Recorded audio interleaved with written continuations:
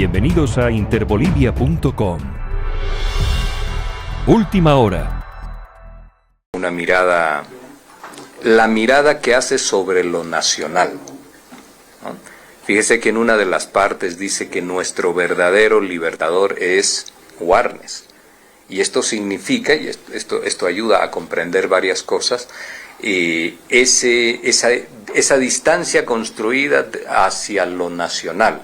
No entiende que los libertadores de nuestro país, no lo entiende en importancia, quiero decir, fueron Simón Bolívar, las acciones de José Antonio de Sucre, sino que nuestro verdadero libertador es Warnes.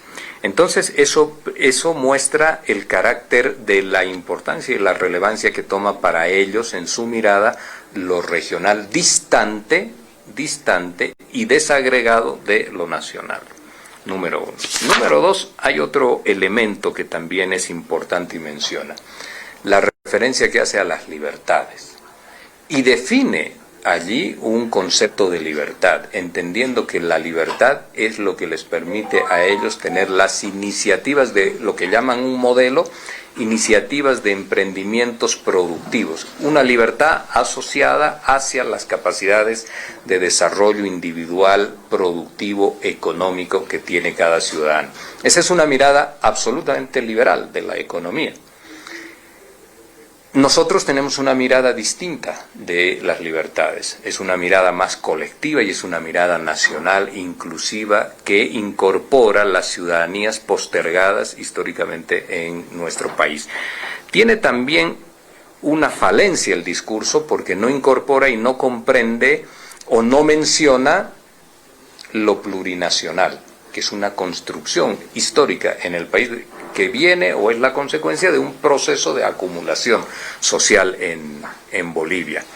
No incorpora tampoco lo social y lo popular en esa idea de enamorar a Bolivia, como menciona, de una epidemia de cruceñismo en Bolivia. Esto significa querer trasladar el modelo liberal al conjunto del país. Y nosotros en Bolivia, por experiencia, sabemos lo que ha traído el liberalismo y el neoliberalismo en Bolivia, pero la no incorporación de estos elementos también hace referencia a otro aspecto que él menciona en su discurso. No nos comprenden, dice, pero la comprensión tiene que ser mutua de todas las autoridades en Bolivia. Hay que comprender las distintas idiosincrasias y formas de organización societal, política, económica, tanto en un lugar como el Oriente, también en otro lugar como el Occidente. Entonces, podrás enamorar a una parte de Bolivia si conoces, por ejemplo, la plurinacionalidad y la construcción de las identidades y su incorporación en la vida política del país. Y lo último que él menciona es que es una persona que prioriza el diálogo y la construcción de consensos, aunque va a defender con vehemencia el mandato de la cruceñidad que tiene. Y nosotros le vamos a recordar esta referencia al diálogo y a la concertación que él tiene en cada momento en el que sea necesario. Antes diálogo que confrontación y que modelos de exacerbación y violencia social. En esa perspectiva, no son las palabras las que señalan, solamente hacen una presentación primera de la gente, sino lo que importa son después las acciones que te caracterizan en tu conducta y que es en lo que definitiva muestra quién verdaderamente es. Ahí hay un interrogante, ¿tendrá el señor Larach la personalidad suficiente para imponer un norte, una línea, un estilo a su gestión en el comité cívico, o será solamente quien acate e instrumentalice las órdenes que esa organización conservadora que tienen pequeños grupos en Santa Cruz le señalen y le digan que debe transitar? Veremos, eso solamente lo podemos conocer hacia adelante. Y el diálogo, lo último, el diálogo es un instrumento para construir, no es un instrumento de combinatorias ni de ultimátums. Se sientan a dialogar dos que están dispuestos a dejar parte de sus consignas para construir conjuntamente y de forma complementaria una agenda de acompañamientos. No es solo un ejercicio de sentarse a tratar de imponer un capricho, como ha ocurrido con el señor Calvo, y si no es atendido el capricho, entonces vamos a la siguiente etapa, que es la violentación de la sociedad o la acción violenta para conseguir el capricho por otra vía. Entonces hay que mirar con expectativas qué es lo que viene en los siguientes días. Al menos no han incorporado algo, eso sería especular decir por qué no está, no han incorporado el tema del revocatorio. Seguramente nosotros tenemos información de que están debatiendo sobre lo prudente o no de poder avanzar en aquello, porque toda acción política siempre tiene unas consecuencias, queridas o no, tiene unas consecuencias, y habrá que ver si están dispuestos a asumir posibles escenarios que imaginen ellos de consecuencias. Después, si me permiten el tema, ¿es posible un acercamiento del gobierno con el señor Laras para una agenda común en Santa Cruz? En estos momentos no tenemos nosotros una agenda ni una situación de conflicto con ellos. Pero fíjense ustedes, es importante que también está en el discurso, en la primera, creo que es el segundo párrafo, en el discurso del señor Larach, habla de que el Comité Cívico Pro Santa Cruz es la representación equilibrada entre autoridades y sociedad. Señala esto, que yo varias veces ya me he referido a que el Comité Cívico de Santa Cruz es el único de todos los comités del país que ha cooptado para sí o ha logrado para sí la representación política. El resto de los comités cívicos en Bolivia no tienen relevancia porque no tienen tampoco la representación de nada. Son unas instituciones pero sin extenderse hacia la sociedad. Y la representación política en Bolivia no está en los partidos políticos, fíjese usted. En la formalidad y en la institucionalidad sí, porque esto es lo que señala la Constitución. Pero en la práctica, en la cotidianeidad, de forma fáctica, la representación está en las organizaciones sociales. Son las organizaciones sociales las que vienen y le piden a uno que quieren un hospital, que quieren unos ítems, que quieren una carretera, que quieren unas construcciones, agua, riego, etcétera. Son las organizaciones, no son en realidad tanto los miembros de los partidos políticos, diputados, senadores. En el caso de Santa Cruz sí, ellos tienen la representación. Y fíjense ustedes que mientras han estado en la dinámica de elección de autoridades, pues el país no ha tenido conflicto político. Fíjese usted, no ha tenido conflicto político como los de noviembre. Eso significa que el conflicto político estaba en la mirada de unos dirigentes que promocionaban el conflicto para lograr ciertos objetivos políticos. Como han estado en su proceso de reconstitución o reconfiguración de autoridades, han dejado el conflicto. Esperemos que ahora el diálogo haga que no se reactiven los conflictos. Esto es importante, y que podamos dialogar, pero tienen que saber que esa representación que ellos tienen no está conferida por la Constitución Política del Estado y no le pueden imponer una agenda al gobierno nacional, a los gobiernos departamentales del resto del país. Pues bueno, si me permite otro tema, por favor. Han circulado afiches en Santa Cruz hablando de Luis Sí, Arce, presidente 20 a 2025-2030. ¿A qué se atribuye eso? Ayer asambleístas decían, no, es de la oposición, pues después no, son de los alas radicales. ¿A qué se atribuye esta campaña? Pues, ¿no? Y yo tampoco ahí le podría decir, porque aparecen afiches en la ciudad, que no sabemos quiénes son los autores, y bueno, hacer una conjetura sobre aquello, podríamos hablar de una temprana electoralización en el país y todo, pero eso es especulativo. Mire, la política tiene unas dinámicas de lo cotidiano.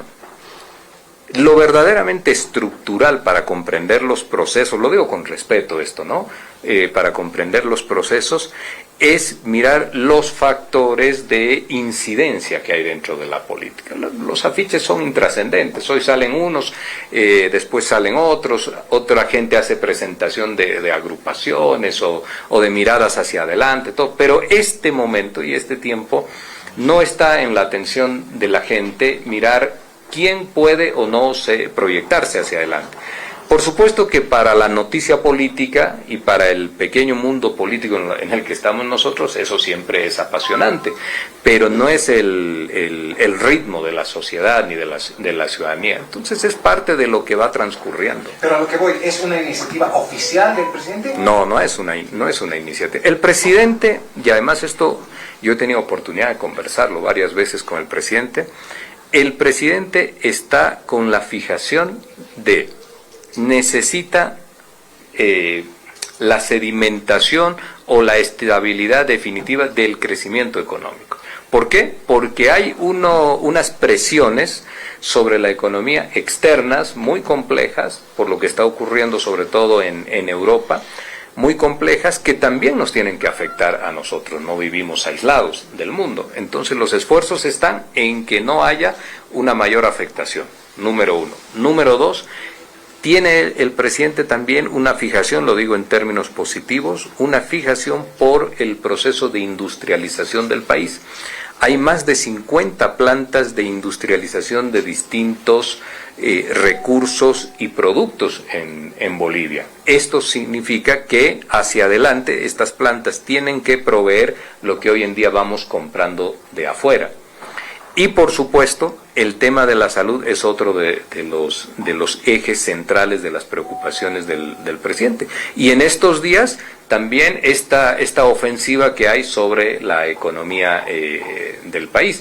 Entonces, no tiene una mirada electoralista, tiene una mirada de la administración y de la gestión. Y en eso invierte mucho tiempo.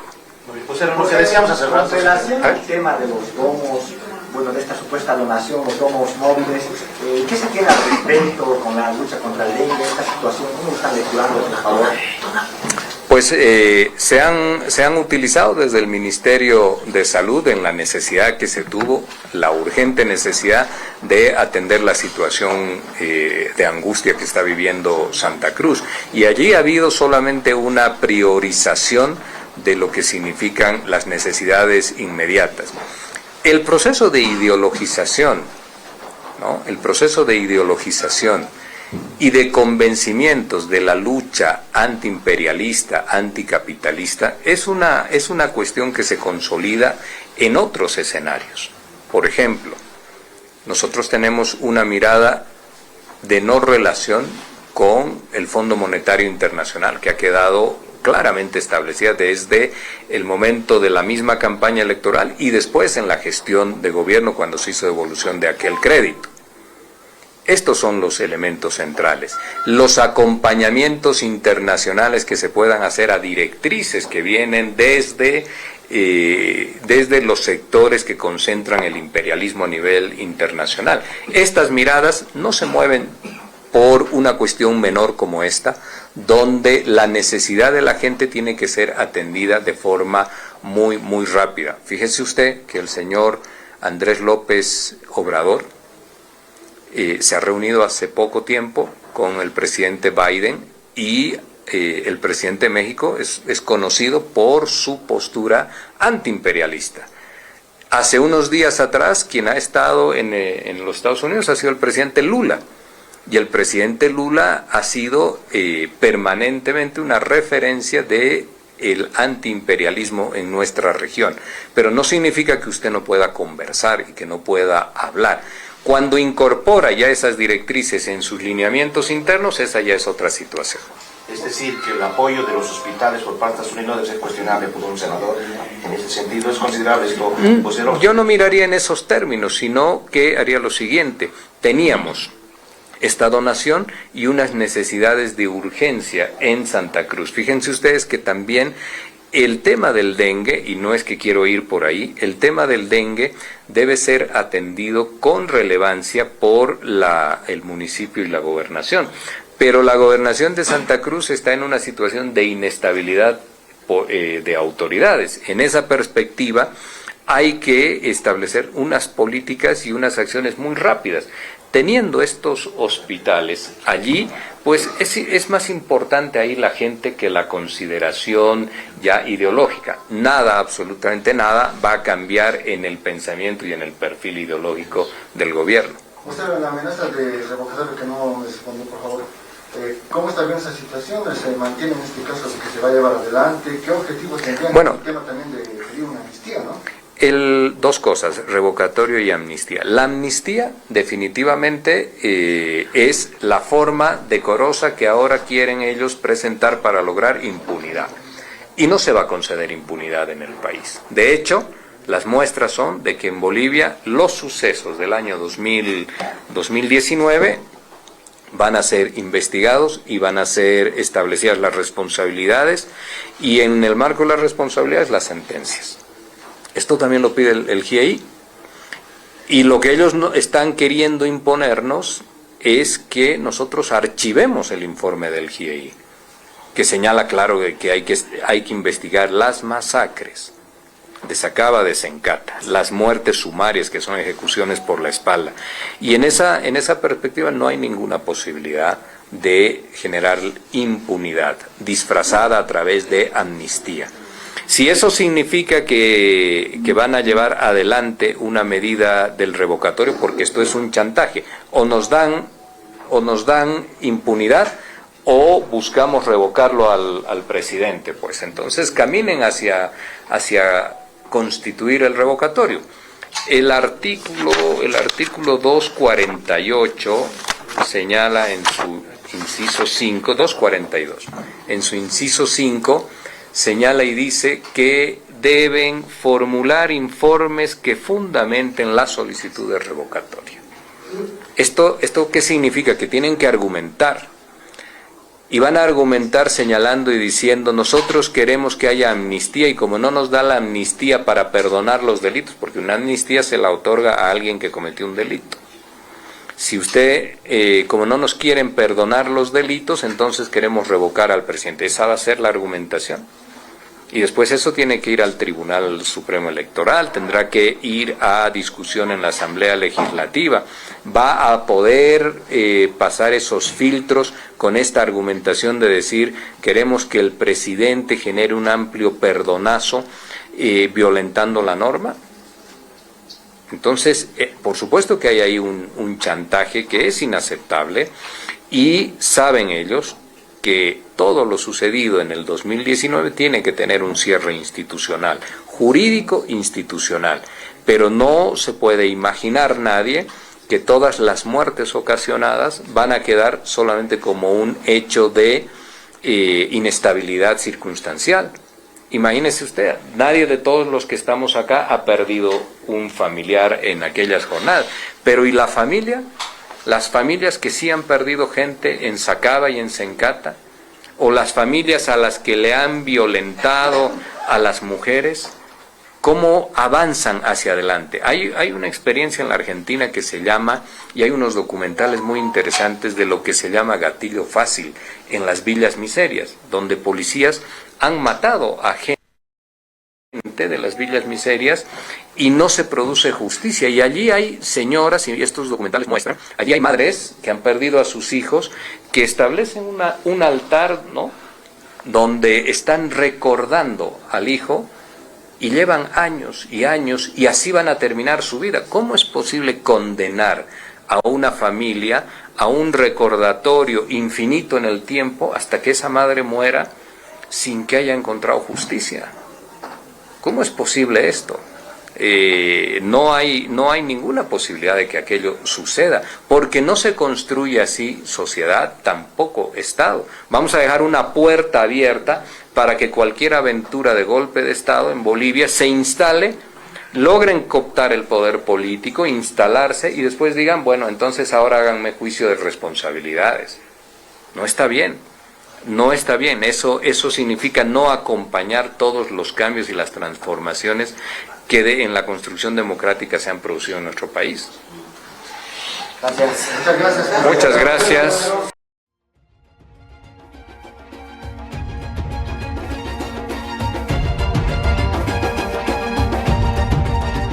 Y síguenos en nuestras redes sociales para estar al corriente de todo.